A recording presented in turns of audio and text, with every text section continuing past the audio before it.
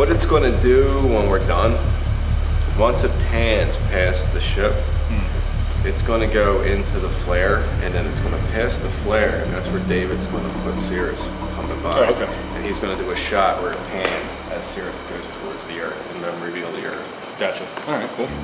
From a visual effects point of view, some of the really interesting things we accomplished in Apocalypse Kiss is that, you know, there's the typical matte paintings here, matte paintings there that you'll see in any other movie, but what we did that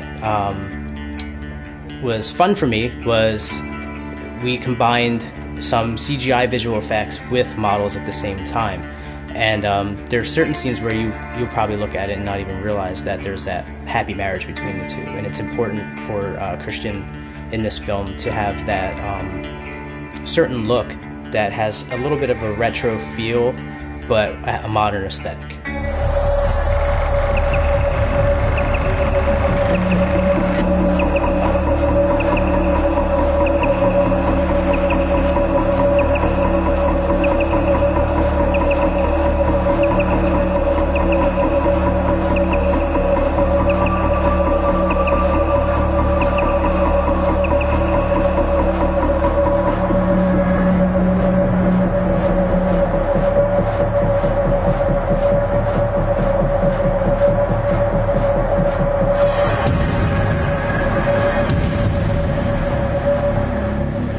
My name is Lloyd Kaufman. I have the privilege of playing the President of the United States and the Union in this fine film, Apocalypse Kiss.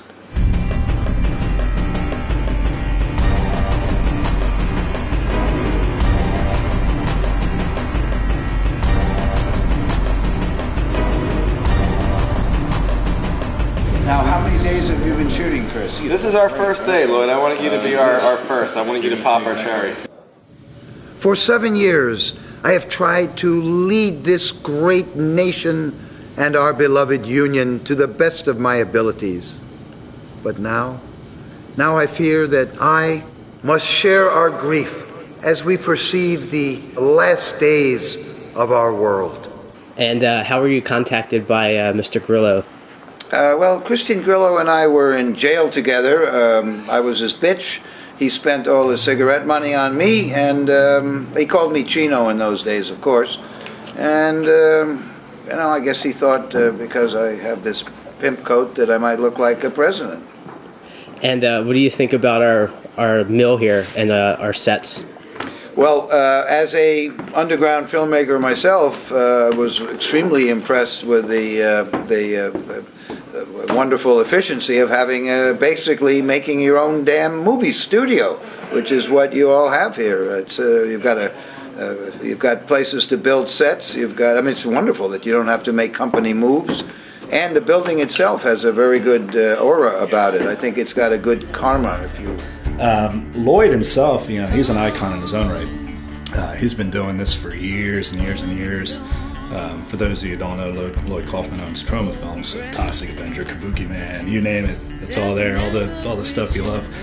But he's pretty much been kicking the ass of filmmaking and doing it on the cheap, getting his stuff out there, making money and doing what he wants to do, which is what we do. So we look up to him, we try to emulate what he does. And I think we're doing a pretty good job of it.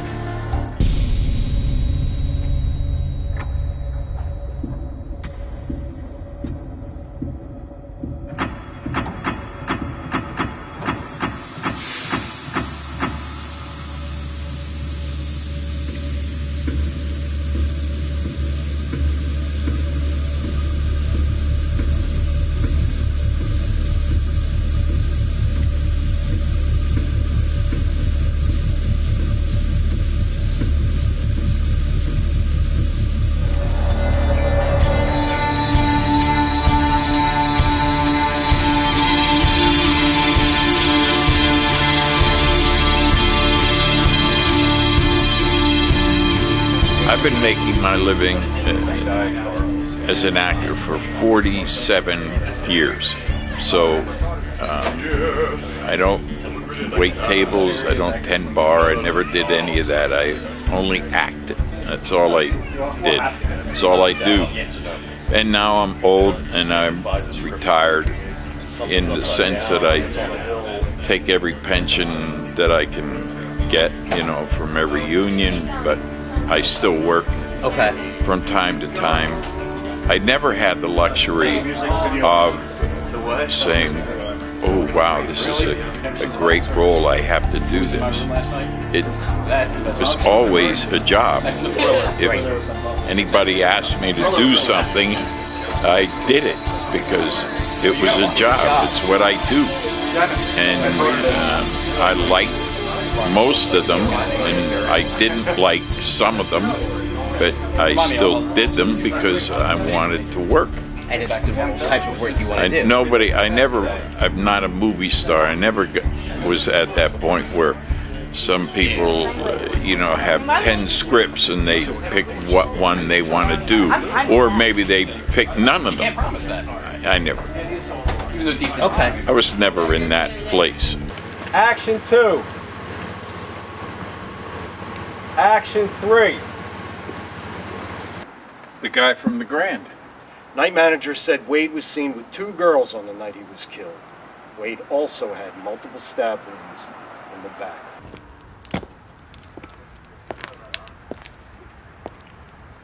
Double homicide. The male was stabbed in the back multiple times. The woman shot in the face at close range. Both victims' teeth were removed. Whoever did this made sure we're going to have one hell of a time IDing the bodies. It's not him. The most interesting experience was getting to work with Tom Atkins, because Tom was, you know, the consummate professional and who has had the career that has spanned all of the film and television career that I grew up with. And, you know, just to have a conversation with him and to find out some of the people he has worked with that, you know, I remember, you know, not necessarily that, that I was able to work with them at that time period, but that, you know, find out he worked with people like Robert Ryan and you know, and he was on these episodes of MASH and Kojak, and just this career that spanned every genre and every medium. It was just fascinating to talk to him. While we were looking for actors, we were just throwing names out of actors, and, you know, it was, no, you know, that person's going to be too expensive, this person's unavailable, that person lives in Europe, you know, there's all kinds of reasons. So, and I thought about it, and I was like, well, what about, I know it's very stereotypical, but what about Tom Atkins? He's a local actor in, Pennsylvania. Tom's from Pittsburgh, so he's 4 hours away. He was a perfect choice for that role. We were looking to fill that. It was actually one of the last roles that we filled in the movie, which was Captain John Vogel. Atkins has always been well known for playing, this recruiting detective guy that's a little bitter at life, and he was a perfect choice for that.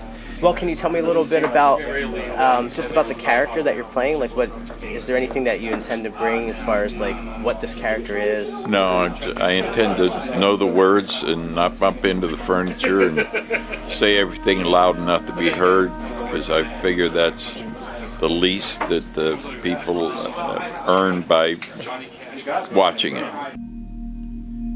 There's a guy that's been doing a Gene Kelly all around us. No sign of slowing down. Doesn't look good for us. I'm sorry, I didn't realize we were keeping up appearances. People are watching us, Jerry. They ain't happy.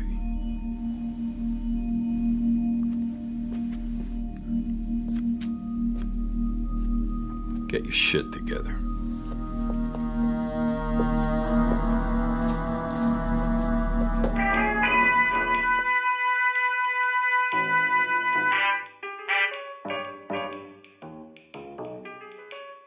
Our potent staples, which are Carmela and Tom Dietrich and Bonnie Love.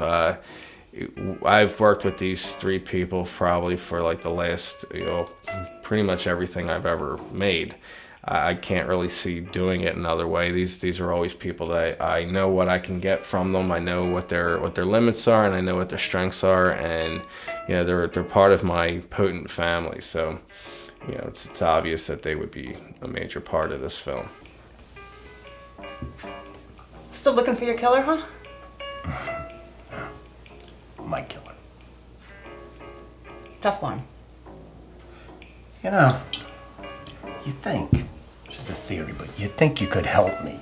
I mean, given the circles you travel in. You know, the cop thing, it really wasn't my bag, detective.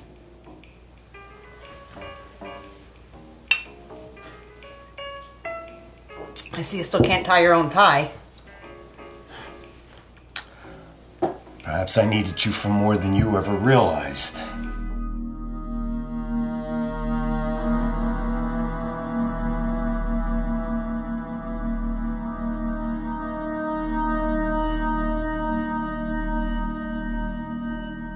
Every time someone breathes, we hear it. We need to be absolutely super duper fucking quiet. All right? No breathing. There's a lot of people here. You can breathe when the shot's done. All right? Just like I do. All right, we ready to do this, guys? We got to start shooting something. We're late. I didn't hear any yeses. I guess we're ready to go. Yes. We're ready when you tell us we're ready. All right. Well, we're ready. All right. Roll cameras. We're rolling. Sound rolling. 69 through 71, take one. Action.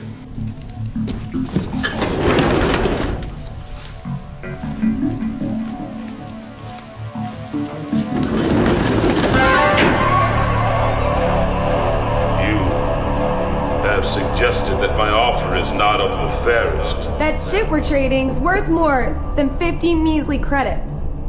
But this shit. This was not yours to begin with, no? What the fuck are you talking about? We brought you that stuff. Such a dirty mouth, such a dirty mouth. Hi, I'm Brian Anthony Wilson, and I play the wizard in Apocalypse Kiss. My character in the story, he's kind of like a seer, fortune teller, and trying to connect the pieces for some of the characters in the movie. Oh, right, because you're in the middle of doing a play right now, I know. right? Yeah, I'm telling the play. But I mean, I know I'm on a movie set. I think I know anyway. Yeah, no, it's really a great set. I think Christian is amazingly talented, and he does, so much with a small budget, but it doesn't look like a small budget. He knows how to, wrangle it and make it look like $1 million picture. So I take my hat off to him, literally and figuratively. But very strong dialogue. I really, like the way he works. He works fast. He knows what he's doing. He has his shot list set up. So, and I think that's very important to, be prepared. That's one of the major things about some indie filmmakers that aren't prepared sometimes. But he's right on point. The wizard's costume, which was incredible to work on, and it was just a great idea, which came to me by wiring certain parts of it just photographed incredible, even though it's in the dark. But it just has a texture and a feeling to it that is very strange. And it was meant to be. Hold on a second. The microphone, I can take it out. Yeah, it's in his shot. Yeah, I have it here. Right. Still many questions with answers you do not possess. Still many questions with answers you do not possess. You can't be fucking serious. A missing piece to any puzzle leaves the picture incomplete. Still many questions with answers you do not possess. You've got to be fucking kidding me. A missing piece to any puzzle leaves the picture incomplete. My missing pieces are no longer a concern of yours, old man. My concern, no. But yours, very serious. Fine, fortune teller. Since you know so much, what questions plague my mind? the same questions that haunt the hearts of so many in the East Sector. What are the scenes that we're doing this morning? Scene 29, external, alley. Yeah, daytime. It's Gladys and Katya having a little lover spat. One of them in sign language and the other in actual dialogue. What do you need, buddy? Are they supposed to be following you? Yeah, they're coming. I need more days to shoot this movie. John? Really? What happened? We'll get you more days. Really? Where are we getting the funding for that? We'll sell blood. Sell blood. My blood ain't worth that much. Sound rolling. Scene 29, take 5. Action.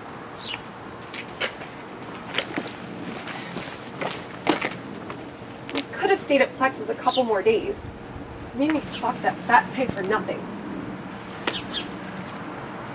That fat fuck didn't have any family. Did you even see any pictures on his wall?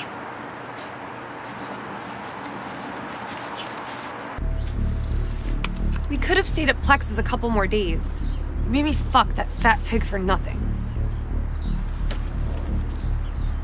That fat fuck didn't have any family. Did you even see any pictures in his house? I'm not going to say I was surprised because I always knew she had it in her to do such a diverse character. This was definitely the most challenging role she has ever had to take on, and the role was written for her, and the role was originally her idea as far as playing a lesbian and a serial killer. And I really wanted to take it up a bunch of notches. You know, okay, now you're going to be Russian, and now you're a con artist, and and all these crazy things, and the girl-on-girl relationship, and the fact that she's this devious killer, and she's intelligent, and all these things that built to the layer cake of a character that she had to play. And instead of shying away and playing it down, she took the bull by the horns. She prepared for 6 months, and she just really became great at every facet of that character. I watched the scenes when I'm editing, and I'm just like, I don't even know who this person is. That's acting. That's when I don't even recognize my own wife in a film. That's acting, because she just kicked this thing's ass. So cool. She's the reason that I was in this movie. And she was also so supportive while I was there. Would run lines with me, just made sure that things were cool during that week. But just working with her was just so fun, both as an actor to actor, and as a person. Just the sweetest person. Who are you? We're friends of Plex. My son doesn't have any friends. Where's my son? Killian had to go out of town for a while. He asked me and my friend here to keep an eye on the place while he was gone. Out of town where? Why would he not call me first? I am his mother. My Killian would never go anywhere without informing me. He's getting a sex change. What?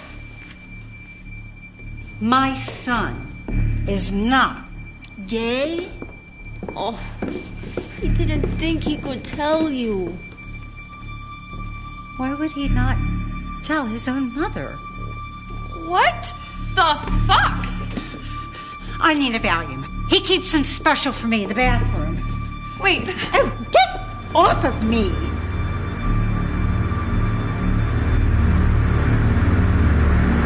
Tammy was really cool to work with. I was a little nervous at first about me having to do intimate scenes with another woman. I never even kissed somebody on screen before this movie.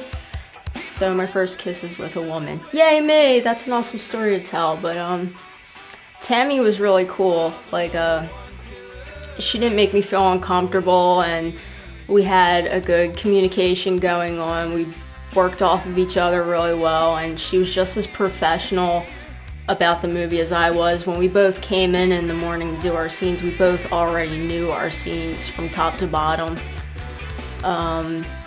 And she was really fun to be around with. She wasn't just professional, but she was fun to be around. Like, we could pal around on set a little bit. I really didn't expect that I would like my co-star as much as I did. Because Katya's deaf, Gladys does most of the talking, and so I think that's another reason sometimes she kind of tries to be hard, because she's kind of the one that has to do all the speaking up, and Katya has a pretty strong presence even though she's deaf anyway, so I think she also has to compete with that, even though she would do anything, Katya. Your friend don't say a whole lot, does she? Her name is Kat. Cat? As in pussy cat? No, you fucking moron. Like Katya. It's Russian.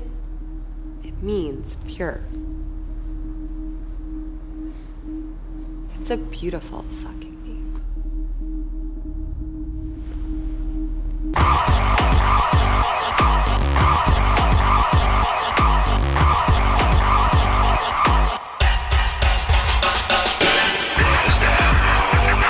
Hi, I'm D.C. Douglas, and I play Adrian in the film Apocalypse Kiss.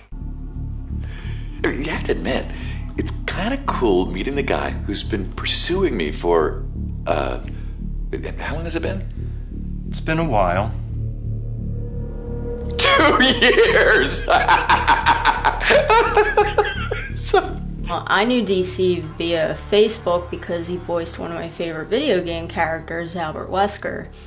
And DC's pretty cool on Facebook. He talks to all of his fans. He's really approachable. You can ask him anything, and he's pretty cool. So I told him that we were making this movie and that I wanted to try to get him in the lead role as the serial killer, Adrian.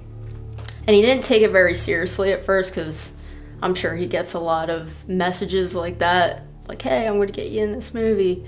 But I convinced Chris that he would be really good in the role, because I've seen his demo reels, I've seen his other work, and I happen to know that the people like me who particularly liked him for his Wesker character, that this would be a really cool role for him, to see him as a serial killer and for him to unleash all of his charisma into this crazy, crazy character. D.C. Douglas just knocked it out of the park. You can tell his commitment was definitely there from the beginning as far as everything he was willing to do. I really didn't have to go out of my way to unhinge him, and he completely went off the rails, and I just had to, not just deliver the lines, but I had to impress upon him that this is it, it's over, you're done, and you really don't get anything for it. Working with DC, he just brought such an energy level to the set. He was always almost like a kid in a candy store. High energy, always willing to do something, great ideas, kept the day moving fast, and some of the days we had were pretty long days. They come and they pick me up. If you work on location, usually it's they send a car or something, and it's whatever. Well, this is low budget indie filmmaking, so they're going to come pick me up. So I'm expecting I'm going to hop in a Honda or a Prius or something, and instead they come by as though they're going to kidnap me, because they're in a white windowless van. It appeared, I guess it had windows, but it felt windowless. They come by and they slide the door open and they're like, come in. And of course you get in, and they've changed out the seats to these, like, I don't know, the Barca lounges or something. They were very comfortable seats, but you're caged. You're in a cage. There's like bars on the windows and in front of them, so I can't get to them. I was in a cage. And then they drive me the 30-minute drive or whatever it is to the location. And it was an interesting way to meet them, I will say. I'm very happy that they did not kill me. No! No! What are you doing? Why are you doing? No, this is not how it goes! This is not what I planned! Service! Transmit video journals to Rogue News! Please confirm upload date. Now! Fuck you, Jerry! They're gonna know my name!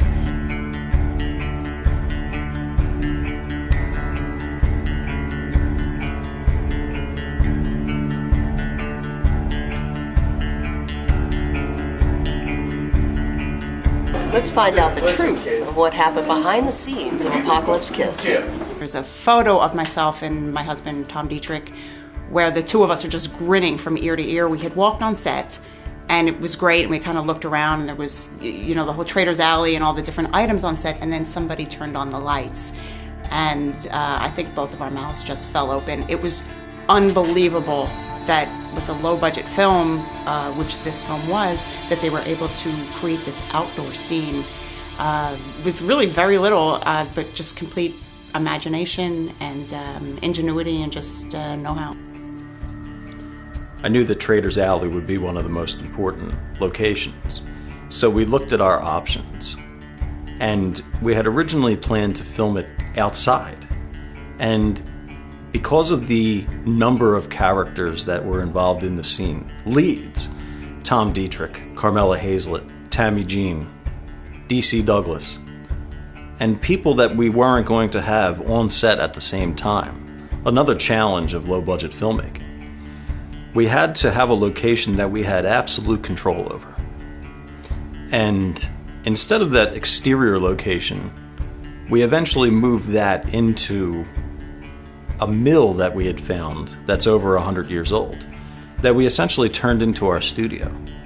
When you watch this behind the scenes, you'll see a space station set that we built, Trader's Alley, Adrian's apartment. All of these locations are the same place, just dressed in different rooms of this mill to create the visuals that you see. I started with Chris's first directorial film, which was The Wish, and we have been riding through ever since. This, I believe, is technically my 5th film with Christian, and it has been a journey, a growing journey every time, and has progressed not just thematically, but technically. Camera not make a difference. It is what's in here. It is director's vision. I could shoot, you know, with some piece of shit from CVS. But if the vision is no good, there is no story. Movie is shit. I loved the talent that I worked with, the amazing crew. I had so much fun working with this group of people. They're professional, they're exciting. You knew being on set that you were part of something amazing. I was amazed that this was such a low budget and such an incredible experience as far as, number one, what I was capable of doing in a short amount of time, and also the director, who was probably the most knowledgeable of a lot of directors I've ever worked with, and that's coming from somebody who worked a lot in Hollywood with directors in LA. And this guy is remarkable with what he's able to do. Yeah, this film was a total blast to work on. The entire week that I was there, it was I had a great experience. And I have to credit Christian Jude Grillo, the writer, director, producer, editor, scorer, the guy who did, you know, pretty much, it's his baby. But he also set the tone on set. He doesn't fly off the handle. He knows what he wants. I mean, he knows what he wants. But at the same time, and this is one of the fears when you've not worked with somebody before, especially it's low budget, it's all their money. You know, they want their dream to come true and they want it just as it is. Yet he's completely open to input from other people, and if it works, it's like it's a yay or nay. Just the way that his process was wonderful, and I would love to do it again. I can personally say from experience that Christian did a lot of research before he did this movie. Everything from lighting to what lenses to use to what camera to use. He would be in his studio every night researching these things to make sure that he can make the best product possible. And it really shows in the movie. The movie just looks incredible. Christian expanded his imagination a lot with this. Like, he didn't let a low budget stop him from doing what he wanted to do. He helped build these elaborate sets. He designed these sets. I think it's a sign of better things to come, because he definitely outdid himself with this one, and he keeps getting better every single time he does it. It was truly a fantastic experience. The stuff I've learned from being on the set is stuff that I'll carry with me, you know, forever. Anywhere I go, if I ever get to ever hopefully get to work on another set with Mr. Grillo, you know, I won't be the noob anymore, and you know, it'll be able to transition right from what I did from the last movie into the next project. So it's a great experience. I just really wanted to explore basically the kind of movies that I always loved. I loved movies like Hardware, Blade Runner, you know, growing up watching Star Wars. I just really wanted to be able to create a movie like that, and I think one thing that holds people back at our budget level, I mean, when we're independent, we're really independent. We're making movies for such a small amount of money. So we tend to shy away from making any kind of movie that has, you know, enormous amounts of set design and costuming and just a whole look. You know, where you shoot, the way you shoot, it's got to be different when you're creating a different world that doesn't exist. That enticed and inspired me to do Apocalypse Kiss. I really wanted to meet that challenge and have, you know, that sort of world in my film. And I think we really kicked its ass. What people think about independent film is that they can just get a camera and a bunch of their friends and make a movie and then they're going to be rich. And that's not the way it is. What you really have to be prepared for is a hard road. It's ultra competitive out there. It doesn't matter if you pulled off a movie for under $1 million that looks fantastic. You are competing with every other film that exists.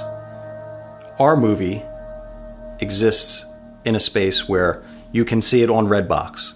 It's directly next to a $100 million blockbuster.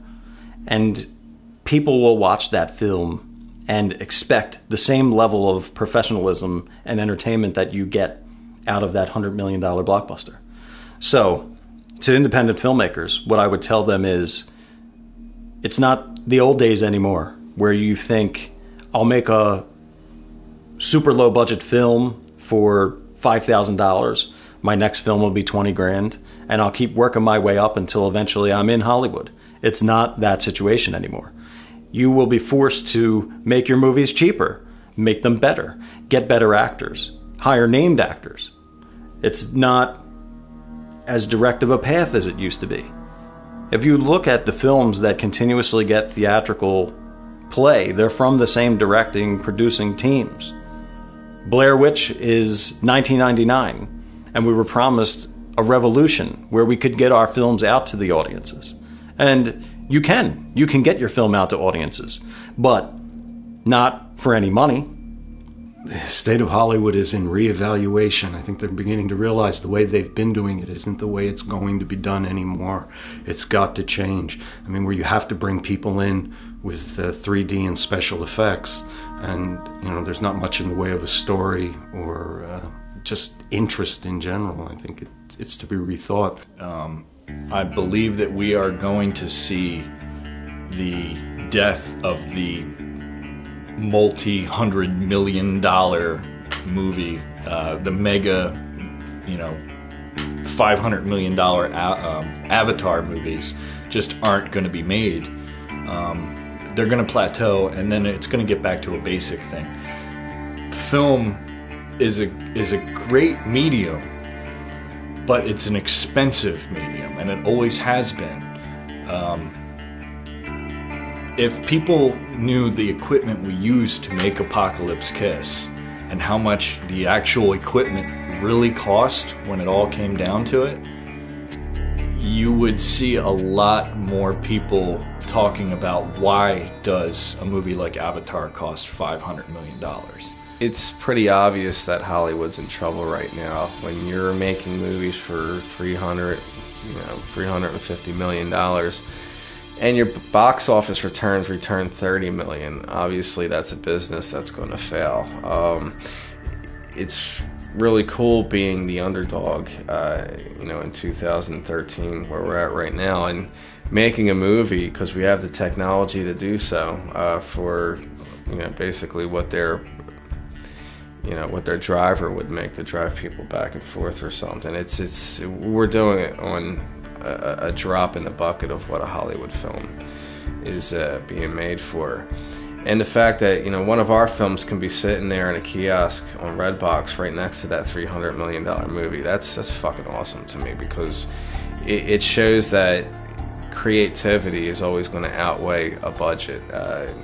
I feel that a lot of films in Hollywood are just depending on name star recognition and great effects, but they're forgetting the fact that people do need to be entertained, and when you take all the flash away, sometimes things are still boring. It was like the day you realize that, yeah, we're making a movie, and this is what we do. This is what we live for. We talk about it. We thought about it when we were teenagers. We grew up wanting to do it, and then one day you're over 30, and you're like, you know what? I'm a fucking filmmaker. This is what we do. The whole project was just a great synergy. It had a lot of great talented people, a lot of people from our local area, and meeting Christian and getting to work with somebody of a like mind was one of the best things that ever happened to me, because you need that core group of people in order to do this,